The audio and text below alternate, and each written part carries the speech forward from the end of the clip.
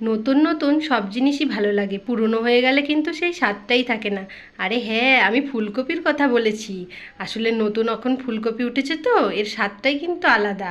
খেতেও কিন্তু খুব ভালো লাগে। যখন পুরনো হয়ে গেলে এর স্বাদটা সেই আগের মতন পাওয়াই যায় না। আর দেখো, আমি এখানে আজকে রুই মাছ করব ফুলকপি দিয়ে। ভাত আর মাছ একসাথে বসিয়ে দিয়েছি। আসলে রুই মাছ দিয়ে ফুলকপির ঝোলের টেস্টটা কিন্তু আলাদাই হয়। যে কোনো তরকারিতে ফুলকপি দিলে খুবই ভালো হয়। আমি তো খেতে ভালোবাসি। আপনারা কারা কারা খেতে ভালোবাসেন ফুলকপি দিয়ে মাছের ঝোল, একবার কমেন্ট বক্সে জানিয়ে যাবেন। আর দেখুন, আপনাদের সাথে কথা বলতে বলতে আমার সে রান্নাটাও বেশ হয়ে যাচ্ছে।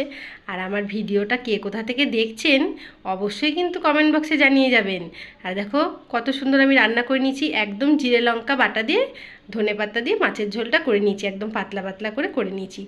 তাই দেখো, আমার মাছের ঝোলটাও রান্না হয়ে গেল, তোমাদের সাথে বেশ কথা বলাও হয়ে গেল। আমার ভিডিওটা দেখার জন্য রইল অনেক ধন্যবাদ।